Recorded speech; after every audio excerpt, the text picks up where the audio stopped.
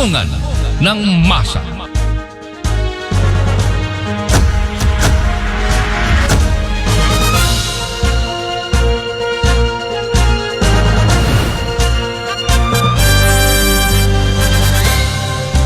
Magandang oras Pilipinas, magandang oras Luzon, Visayas, Mindanao. Ito po ang programang Sumbungan ng Masa sa Bayanihan Broadcast Media Nationwide, BBM. At sa ngalan po ng ating pinakamamahal na chairman, the Honorable Efren Ramburapanan, ang presidente ng Kilusang Bagong Lipunan Nationwide at ang founding chairman ng CIA Bayanihan. At ang inyo pong lingkod ay patuloy na magsisilbi sa sambayan ng Pilipino upang sila'y itindig at ipaglaban sa anumang uri ng katiwalian at kasamaan sa lipunan. Mga kabayanihan, bago po natin simulan ang ating sumbong sa araw na ito, ay atin po munang batiin ang atin pong mga kabayanihan na walang sawang sumusubaybay sa ating programa dito sa Sumbungan ng Masa. Binabati po natin mula sa Barangay Kalumpang, San Miguel, Bulacan, si Ginoong Edgardo de la Cruz at ang kanyang pamangkin na si Ginoong Nico de la Cruz diyan sa Barangay Kalumpang, San Miguel, Bulacan, at ang buong angkan ng de la Cruz family na pinamumunuan ni Ginoong si Kuyang. Magandang araw sa iyo Kuyang Roger, get well soon po sa inyo at magpagaling po kayo. Salamat sa inyong patuloy na pagtutok dito sa ating programang Sumbungan ng Masa sa Bayanihan Broadcast Media.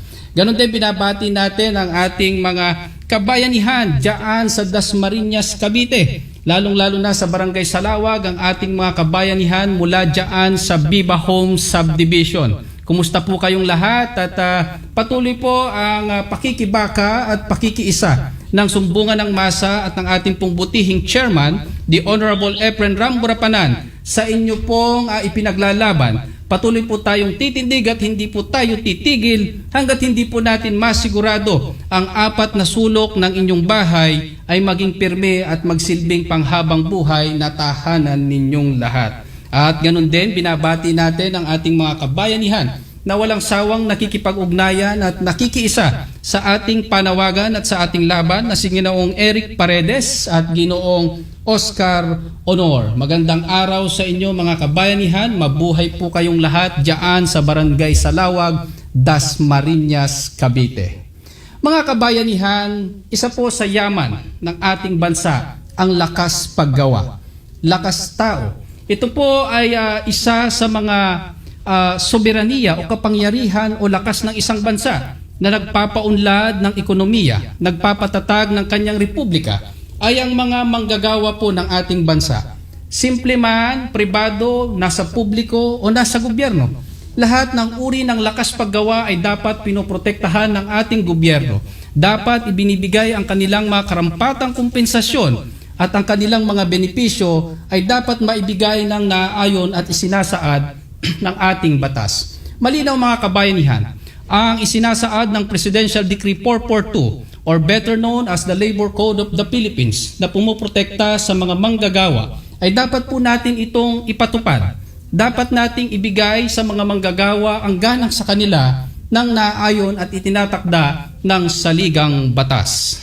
At sa araw na ito mga kabayanihan, mula sa lalawigan ng Bataan, ay dumulog po sa atin ang grupong ito ng mga manggagawa sa isang pabrika hinggil po sa kanilang matagal ng problema at nais po nilang magkaroon ng agarang solusyon at hustisya.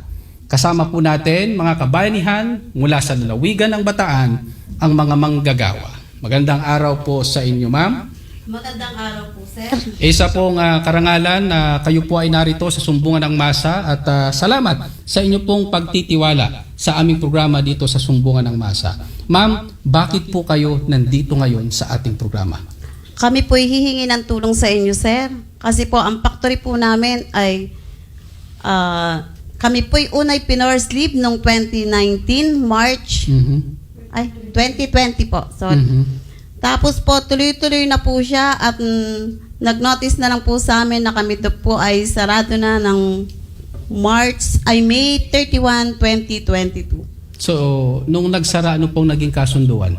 Ang naging kasunduan po ay babayaran kami ng 13 days per year pag nabenta yung aming kumpanya at ang laman nito. Okay. Mga kabayanihan, sinadya po ng ating programa na hindi po ipakita ang mga muka at ilantad ang tunay na pangalan ng ating mga bisita sa araw na ito upang sila po ay maproteksyonan.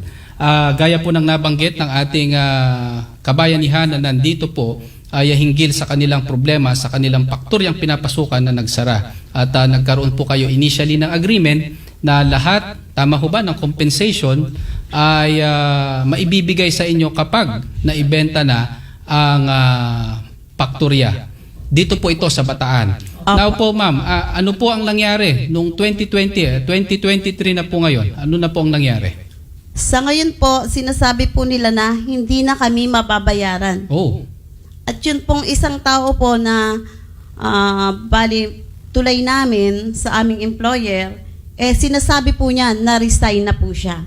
Kaya Okay. po sa ngayon, wala na po kaming makapitan o mahinga ng tulong na kasama namin. Kaya sa inyo po kami lumalapit. Okay, maraming salamat po. Sige po, nanay, kayo rin po ba ay empleyado ng paktoryang ito? Ilang taon po kayong naglingkod sa paktoryang ito? 24 na taon po. 24 years. Ilang taon kayo nung pumasok dyan?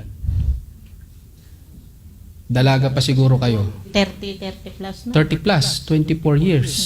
Ano pong benepisyo ang nakuha nyo? Wala po. Wala. In 24 years. Actually po, bago po siya nag-file ng closure, nag-retired po ako. Hindi po ako nakakuha ng retirement pay. Dahil nagsara daw siya.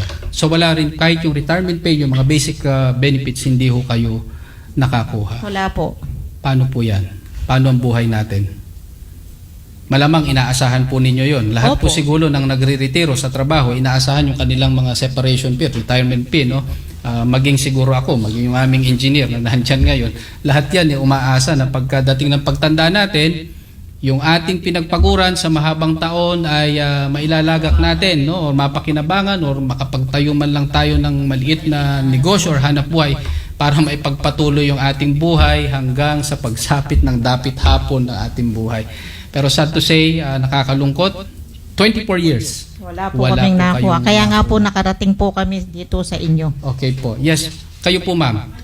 Ilang years po kayo sa... Yes ma'am, kayo po. Ilang years po kayo? Bali 18 years po na ako. 18 years. Balikan ko lang. Ilang years kayo, nanay? 21 po. 21, 24, 18 years. Sige po, pakibalik po yung mic. Ano pong pinaka-trabaho nyo sa pabrika? Ano po ako, quality controller. Sa quality controller kayo for 18 years. May nakuha? Wala po. Wala din po kayong nakuha. May message kayo sa mga namumuno sa pabrikang ito? Sana ayusin nila yung problema, harapin nila kami para maayos na din. Kasi marami pong nangangailangan eh. Marami pong umaasa na mababayaran kami. Okay, kami. Ilan kayong lahat? Liban po sa mga pumunta rito. Yes, ma'am. Bali 479 po kami. 479. Opo. Ni isa rito wala pa. Wala pang nakuha. Ni singkong duling. Wala. 18 years. 21, 24, 18 years. Sige po. Yes, ma'am. Ilang years kayo, ma'am? 15 years po. 15 years. Bali 13 years po, tas nag-pandemic. Kaya lang employed Okay. pa din po kami nun, di ba? Yes. Marami ang apektado ng pandemya. Tanggap po natin yon. Pero nakabawi na po ang ekonomiya natin. Bumabangon na ang ekonomiya ng ating bansa. At maraming kumpanya na kahit na nagkaroon ng pandemya ay pinangalagaan pa rin yung karapatan ng mga manggagawa. Kayo po ay 13 years. So hindi biro yung taon na ibinilang ninyo, no? Ano po ang pinakatrabaho niyo din, mama? Sa cutting department po, Cutting opo, department. sa ano po ako, head po ko ng cutting. Okay, hindi natin may pagkakaila mga kabayanihan na ang trabaho ninyo ay matatawag nating hazard. Ang inyo pong lingkod ay sertipikado po ng Department of Labor and Employment bilang safety officer at tayo din po ay isang safety practitioner dahil tayo po ay pumasa sa tinatawag na loss control management at nag-undergo po tayo ng basic occupational safety and health. At pagdating po mga kabayanihan sa usapin sa pabrika ay matatawag po ito na high risk dahil maaari pong madisgrasya at nakakalungkot mawala ang buhay ng isang manggagawa dahil minsan sa mga maliliit na kapabayaan at kakulangan. Nakakalungkot isipin, mga kabayanihan, na sa haba ng taon na ipinaglingkod ng bawat isa, yung isa ay 21, 24, 18, 13 years, ay hindi po biro yung kanilang araw-araw na sinusuong para lamang po kumita ang pabrikang ito at lumago yung kanilang negosyo. And all of a sudden, iniwan sila ng ganun. Yes, ma'am. Sino po yung gustong magsalita? Ilang years po kayo sa pabrika, ma'am? 16 years po. 16 years. Hindi rin biro. Ano po ang ginampanan ninyo? Sa packing po. Sa Head packing po ako kayo. sa packing. Head po kayo sa packaging. Now, ma'am, noong nagsara yung company, nagkaroon ba kayo ng initial meeting or pag-uusap man lang? Nagkaroon kayo ng agreement? Yes, ma'am. Sino hong makakasagot? Yes, ma'am. Marami pong pag-uusap na naganap. Okay Ngunit po. ito po wala pong end result. Puro lang po paasa. Ilang years kayo sa pabrika? Ako po before po is nag-enroll 3 years lang po ako doon. Kasi pabalik-balik naging OFW On off po kayo Tapos doon. bumalik po ako po. Yes, so isa rin ho kayong OFW. So nagkaroon naman ng pag-uusap pero hanggang usap na lang. Opo. Marami Doon pong na lang. pag-uusap na naganap. Walang nangyari. So nililinaw natin dito mga kabayanihan, wala pa kayong natanggap na kaukulang Wala po. kompensasyon Wala po. mula nung nagsara yung kumpanya. At wala kayong nakakausap mula Wala na sa po. panig ng kumpanya. Wala po. Mula ilang taon na? Buhat po nung 2 years. 2 years. Wala. Tahimik. Nagpapadala po, ako po personally nagpapadala ng email, ngunit hindi po sila nag-reply. Wala ring sagot sa kanilang Yung mga isang email. tao po na dapat sandalan namin, dahil siya lang po ang may access sa top management, wala na rin po. Okay. Mga kabayanihan, ito po ang pahayag ng mga manggagawa mula sa lalawigan ng Bataan na kung saan ay sa mahabang panahon ng kanilang paghihintay sa kakarampot na kompensasyon na kanilang inaasahan mula sa pabrikang kinang pinagtatrabahuan ay tila ipinagkakait pa po ito sa kanila. At hanggang ngayon ay wala po silang naririnig sa panig ng kanilang pabrikang pinaglingkuran sa mahigit 1 o 2 dekada. Ano po ang mensahe ninyo sa inyong pong pabrikang pinagtrabahuan? Yes, ma'am. Sa namumuno po ng kumpanyang aming pinagtrabahuhan, sana po magkaroon kayo ng Puso. sa lahat ng manggagawa na nagsakripisyo at nagkaroon ng dedikasyon na maglingkod sa inyong kumpanya. Kami pong lahat ay nagtrabaho ng maayos at ginampanan ang tungkulin ng bawat isa. At alam namin ang responsibilidad namin bilang manggagawa. At sana po ay huwag niyong talikuran kung ano ang nararapat na ibigay sa bawat isa. Yes, ma'am. Malinaw na mensahe po yan. Ma'am, ano pong mensaheng nais ninyo iparating sa inyo pong kumpanyang pinaglingkuran? Ganon din po. Sana maibigay nila sa amin ang nararapat. At alam naman po natin yung sa batas. So sana po, yun po ang makamit namin. Okay. Marami pong salamat. Nanay, ano po ang plano ninyo sana doon sa makukuha ninyong kompensasyon at mensahe po ninyo sa pabrikang inyong pinagtrabahuan? Ang mensahe ko po, sana naman po, maawa po sila sa amin. Okay po. Marami pong umaasa sa kanila. Pamilyado po kaming tao. So kayo po na dumulog dito ay kumakatawan sa mahigit 470 na halos 500 empleyado na wala pang natatanggap mula sa pabrikang pinagtatrabahuan na allegedly nagsara. Opo. No? Okay. Yung iba pumanaw na. Opo. Namatayan na po nila, nakamatayan na po nila. Wala pa po silang natatanggap kahit 5. Kahit nung ano pa siya, yung naka-force leave lang tayo. May namatay na din po, wala din pong nakuha. Wala ring tulong. Wala po. Kami nga po sir, nag-donate lang po kami ng tigo 200 bawat isa para may sa katuparan yung paglapit namin sa NLRC. Personally, lahat kami po. Okay. 200 bawat isa para lang po makapunta kami kung kailan kami natubag. Okay, so nag-ambagan na lang kayo. So maging yung pagpunta nyo rito, nag-ambagan. So all the way from Bataan to Quezon City. Opo. nagambagan. Umalis po kami ng 2 o'clock na umaga. Gusto ko lang itanong, ano ang hanap buhay nyo ngayon? Paano kayo nabuhay? Paano yung araw-araw? Malaking question at tanong sa akin, wala na yung pabrika, nagsara na. So, dapat sana yung nakuha ninyong kompensasyon, yung sana yung ginamit para sa maliit na pangkabuhayan, panimula uli, panibagong buhay. Paano nyo sinimulan yung buhay? Opo, ilang years po kayo, nanay? 23 years po. 23 years. Paano nyo, nung nagsara yung company, walang nakuha, paano kayo nag-start ng pamumuhay? Ano po, nag-try po ako mag-apply uli ng pabrika. Okay. Tapos, buti po natanggap na ako dahil Ilang 51 po ako. 51. Opo. Buti po natanggap pa po ako dahil sa edad ko. May mga pinapaaral pa ho kayo. Wala na po. So, blessing in disguise na Opo. wala na rin. Pero syempre, Kailangan po kasi yung yes, pangpais po sana namin na bahay. hindi na rin ho tayo bumabata, no? So, ibig sabihin po, kalakasan nyo pa, kabataan nyo, noong mga panahon na pumasok kayo sa nasabing pabrika, doon nyo na ginugol ang inyong panahon, ang inyong oras, ang inyong dedikasyon, dahil nga ito yung nagsilbing bread and butter at umaasa tayo na sa haba ng ating taon na pinaglingkod, na at the end of the day, meron tayong maliit na halaga na magagamit natin para panimula uli habang hinihintay natin yung ating dapit hapon sa buhay. Now, last message po. Sino po ang gustong magbigay ng huling mensahe para naman po sa ating pamahalaan hinggil po sa inyong problema?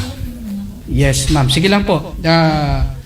Manawagan po kayo ngayon sa ating Pangulo sa Office of the President na bigyan po ng pansin ang inyong pong suliranin hinggil po dito sa nasabing issue.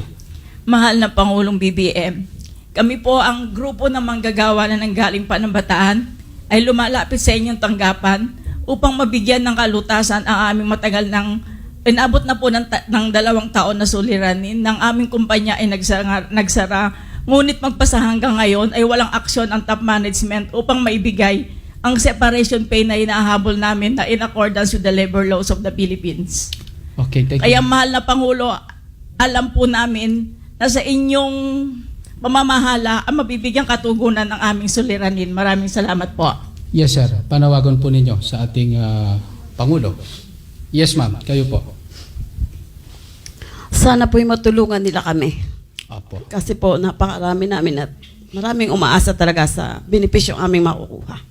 So, hindi Salamat na kumakatawan sa 500. Oh. Sa mga kabayanihan, panawagan ng mga manggagawa ng isang pabrika na itinuturing nating mga bayani dahil sila po ang nag-aangat ng ekonomiya ng ating bansa. Mga manggagawang ibinuhos ang kanilang panahon at buhay sa pabrika ang kanilang pinaglikuran sa mahabang panahon ay nananawagan ngayon sa ating mahal na Pangulo, sa ating Pangulong Ferdinand Bongbong Marcos Jr. Nananawagan po, mahal na Pangulo, ang mga mamamayang ito, ang ating mga kababayan na naglingkod ng mahabang panahon sa isang pribadong pabrika na umaasa po sila na naway mabigyan po ng pansin ang kanilang panawagan at hinaing sa mahabang taon na maibigay po sa kanila ang nararapat na makuha po nilang maliit na halaga upang masimulang muli ang kanilang panibagong buhay. Umaasa po tayo sa Office of the President at sa iba't ibang sangay ng ating gobyerno na nakakasaklaw sa usapin at isyong ito na bigyan po ng pansin at diin at mabilisang aksyon ang matagal nang suliraning kanilang binabalikat. Mga kabayanihan, lalo na sa ating mga kongresista at senador, nananawagan po ang inyong lingkod at ang sumbungan ng masa na bigyan at pagtuunan po ninyo ng pansin ang mga ganitong uri ng isyo ng mga maliit na mamamayan at maliit na manggagawa ng ating bansa. Kawawa po sila. Umaasa ang halos 500 manggagawa sa mahabang panahon na sa haba at ilang dekada ng kanilang paglilingkod sa pabrika ay naway maibigay na ang kompensasyon at mga benepisyong nararapat na para sa kanila ayon ay sinasaad ng ating batas. Umasa po kayo, ating mga mahal na kabayanihan, na ang sumbungan ng masa ay titindig para sa inyo. Tayo po matapos ang programang ito ay personal na liliham sa Office of the President sa pamamagitan ng Presidential Management Staff upang maiparating po agad ang inyo pong hinaing. At mismong po ang panayam na ito ay ipaparating po rin natin sa Office of the President. Marami pong salamat. Katuwang po ninyo ang sumbungan ng masa At higit sa lahat ay mananatili at maninindigan po tayo sa karapatan ng manggagawang Pilipino. Mga kabayanihan, lalong-lalo na po sa atin pong mga negosyante, sa ating mga kapitalista, sa mga kumpanya, pribado man o pampubliko, mariin po naming binabalaan dito sa sumbungan ng masa na huwag po ninyong isang tabi ang karapatan ng mga manggagawang Pilipino. Sila po ang dahilan kung bakit ang kumpanya ay patuloy na tumatakbo. Sila po ang dahilan kung bakit ang kumpanya ay patuloy na kumikita at kung ang ilan sa inyo ay namumuhay ng masagana at mariwasa dahil sa dugo at pawis ng mga simpleng manggagawa. Hinihiling po namin, patuloy naming babantayan ang karapatan ng mga manggagawang Pilipino dito sa sumbungan ng masa. Lubos po kaming nagpapasalamat sa Presidential Management Staff, sa Office of the President, sa Public Attorney's Office at sa lahat ng sangay ng gobyerno, lalong-lalo na sa DSWD, sa Department of Labor and Employment, at sa lahat ng sangay ng ating gobyerno, maging ang Philippine National Police na tumutulong sa sumbungan ng masa upang maipatay po natin ang laban ng ating kapwa Pilipino. Umasa po kayo na sa Lunes ay maipaparating po natin ng personal ang inyo pong panawagan at liham sa Office of the President. Mga kabayanihan, lubos pong nagpapasalamat ang inyong lingkod at ang ating butihing chairman, the Honorable Efren Ramburapanan, sa lahat po ng tumutulong sa sumbungan ng masa. Maraming salamat din sa ating walang sawa at walang pagod sa technical department na patuloy at katuwang natin sa pagsasaere ng programang Sumbungan ng Masa. Mga kabayanihan, patuloy na mamamayani ang katiwalian. Patuloy na mamamayani ang kasamaan. Patuloy na mamamayani at mamamayagpag ang walang katarungan kung ang mga maliliit at mabubuting tao ay hindi titinig, hindi titindig at hindi lalaban. Dapat po nating ipaalam na sa bansang ito, lahat pantay ang ating karapatan. Magandang araw mga kabayanihan at sa muli po nating pagbabalik sa programang Sumbungan ng Masa ay patuloy po nating ititindig ang karapatan ng manggagawang Pilipino. Maraming salamat po at naway pagpalain po kayo ng puong may kapal.